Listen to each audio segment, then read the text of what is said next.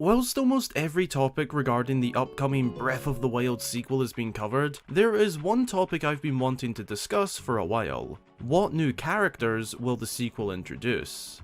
We know the game is set to take place in the same kingdom of Hyrule for at least some of the game, but we know the game can't be a carbon copy of its predecessor, meaning there will be new content for us to indulge in and spend way too many hours playing within.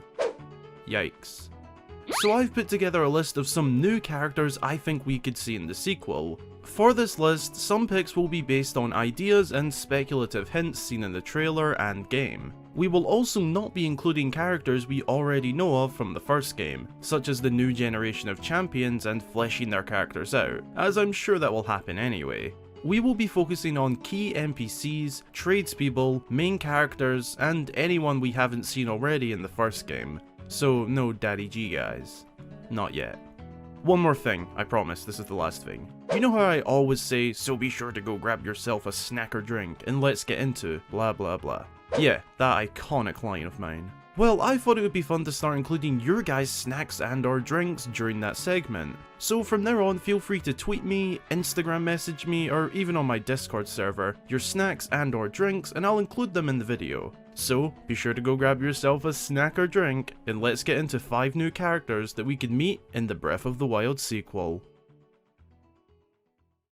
Whether you have played a ton of Zelda games or just Breath of the Wild, something that you may have realised is that Link rarely seems to have any family members present during the games. Granted, his uncle is seen briefly in A Link to the Past, and his sister and grandmother are present during the Wind Waker, his family are nowhere to be seen during Breath of the Wild, not even in his memories that he recovers throughout the game. Aside from the 2 examples previously mentioned, the hero's family is often a mysterious subject. Personally, I believe this is because the developers don't want the focus or attention on the hero and his adventure to be overshadowed by family. This is why in A Link to the Past his family member is only briefly seen. I mean, his uncle literally dies at the beginning of the game, and the Wind Waker has his sister and grandmother implicated into the game spread out evenly. It all makes sense, but does leave the question of, what happened to Link's family?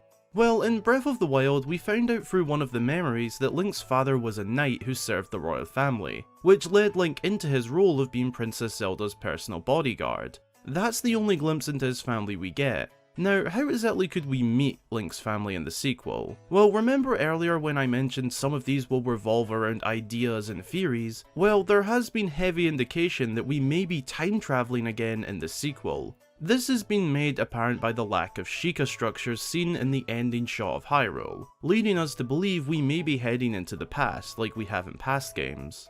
If this is true, it would open up the possibility for us to meet some characters of the past, such as Link's family. In the Japanese version of the Creating a Champion book, the book that goes further in depth than the game itself into various locations, characters, and pieces of lore, we can find concept art for Link's family. We can see what appears to be Link himself, his sister, and father. Looking at them, his father appears to be a very large and butch man, a sign of his work as a knight and potentially some sort of trade following night work, as he appears a bit rough.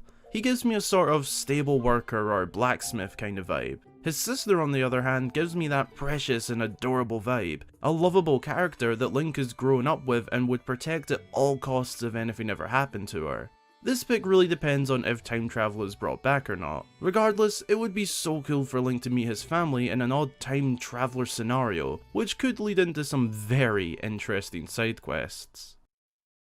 Going off that vibe I got from Link's father, another new character, or characters I could see coming to the sequel would be Blacksmiths. If you don't know what a blacksmith is, or maybe have heard the term but don't 100% know what they are, here's a quick piece of info. Blacksmithing is a trade in the creation of fine arts with metal, commonly iron. A blacksmith is someone who crafts and or repairs tools made of iron using their hands. Now, if you've played Breath of the Wild for even just 30 minutes or so, I'm sure you will be familiar with the "your weapon is badly damaged" reminder, followed by the "your weapon broke" notification. Yeah, weapons break in this game. Love it or hate it, weapons will break. This is one of the most commonly complained about things in Breath of the Wild. Many players found it frustrating that they could find a new weapon that looks badass or performs immensely in combat, only for it to break 5 minutes later. It's a mechanic that could use some work, and one idea I've had for a long time is introducing blacksmiths in order to have repair and enhancement mechanics. To avoid discussing potential mechanics in depth, I'll keep it to the blacksmiths. I think it would be a great idea to place various blacksmiths across the land of Hyrule, and wherever else we can explore in the sequel. An example would be a blacksmith opening up in some of the open lands by Hiteno Village. Now, whilst they wouldn't be massive characters in terms of the main story, they could offer various side quests. From fetch quests to help them craft and repair stuff, to delivery quests making Link a postman running all over Hyrule. Sounds familiar. The blacksmiths in Skyrim could offer some great inspiration too, as I personally love the smithing system in that game. However it's done, I think some blacksmiths across Hyrule would offer some great characters and personalities in what's likely to be a recovering Hyrule in the sequel. Moving on to something more direct within the sequel trailer. The mysterious glowing hand. Although the trailer is rather short, it does contain a lot of content and questions. One of the most interesting in my opinion being who or what is the hand that is seen taking itself to Link and holding on to Princess Zelda. Well, it's a bit hard to say this hand is one specific character, but there are a few hints. Firstly, we can see the hand has some sort of golden brace equipped. A lot of people have compared this to Midna's brace-like design seen in Twilight Princess, but personally I don't think they are similar enough to say the hand is Midna or even Twilight. They do, however, look very luxurious and royal, which in my head clicks this to be Zelda's mother. Now I know, that's a bit of a bold claim, but when you look at this shot of the hand desperately reaching out to save Princess Zelda, and the fact that the hand has been holding down Ganondorf for what appears to be a very long time, it could be. We also know Zelda's mother passed away pre-Calamity Ganon. Without going down a huge rabbit hole of timelines and theories, I think that her spirit was utilised to hold down the Ganondorf. Similar to how after the King of Hyrule passed, he was still utilised in the form of a spirit to guide Link to saving Hyrule during the events of Breath of the Wild. This one is definitely a shot in the dark, but I think we will find out a lot more about this hand and potentially who it is in the sequel. Unless... no, it couldn't be. Could it? Knowing that the sequel to Breath of the Wild will, for at least some of the game, take place in the same kingdom of Hyrule as seen in the trailer, we will need new areas to explore, and whilst it's almost certain the underworld of Hyrule will be part of that, there are two other likely options, islands and Outer Hyrule. If you go to the edge of the explorable land in Breath of the Wild, we can see that there is a lot more land to explore, along with distant islands far out at sea.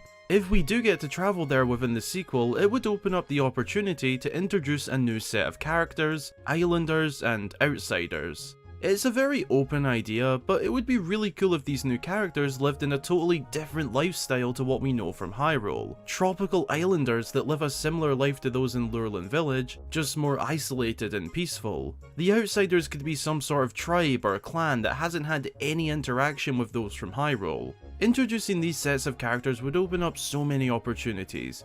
Just imagine some Fallout and Skyrim-like factions from Outer Hyrule that we need to choose between in some sort of massive side quest war or battle. I'm dreaming a bit too big here, but who can blame me? I love Zelda, and the possibilities are endless here. It's a small shout, but I think it would be really cool to see some islanders and outsiders in the sequel.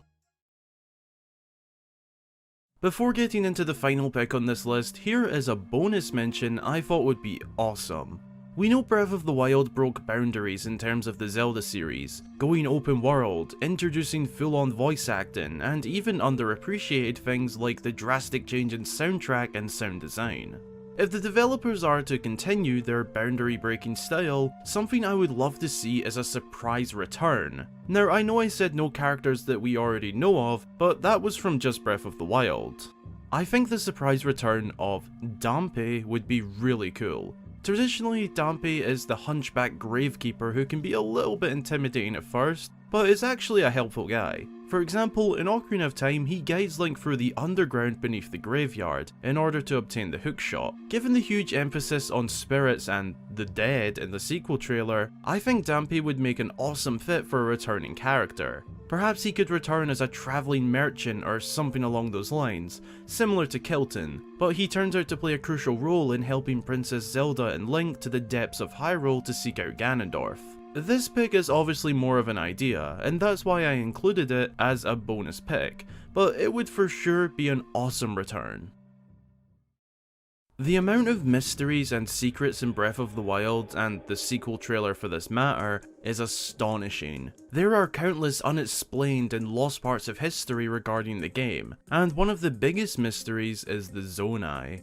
An ancient savage tribe that resided within Hyrule long ago. A tribe that excelled in magic that seemingly just vanished. Now, I know the Zonai is a heavily discussed topic, with some fans despising the word itself and others who can't get enough. The sequel's trailer drops a few hints towards this long forgotten tribe, from the magical vibes to the pillars and structures seen throughout the trailer that compare to the Zonai ruins found all across Hyrule.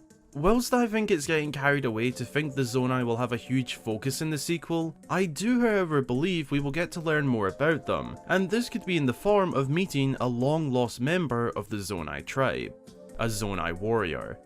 We know thanks to the description of the barbarian armor that it likely once belonged to a Zonai member. There are countless theories on what or who the Zonai actually are, and one of the most popular is that they could be the Twilight Seed and Twilight Princess. Perhaps some of these theories will be confirmed in the sequel. Even just learning more about the tribe would be awesome, but meeting a warrior from the tribe in some sort of spirit fashion similar to how we met King Rome in spirit form at the beginning of Breath of the Wild, it would be awesome.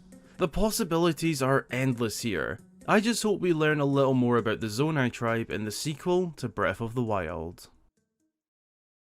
Or the return of Tingle, as who doesn't love the fun, fairy, map-selling merchant, all-round interesting guy Tingle. I would love to see him return too. Thank you so much for checking out this video, I really hope you enjoyed it. If you did, be sure to drop a like and subscribe for more Zelda content. What do you guys think? What characters do you think we will see in the sequel to Breath of the Wild? Feel free to leave a comment with your thoughts and ideas down below so we can get a discussion going. I look forward to reading and replying to your comments. Huge thanks to all of my Patreon supporters for your incredibly generous support to the channel. It really does help me to continue making these videos for all of you on a weekly basis. If you'd like to join them and get video previews, your name featured at the end of all of my videos and more, then head over to my page through the card in the top right or link in the description. Again, thanks for watching, and until the next time, I've been Hyrule Gamer.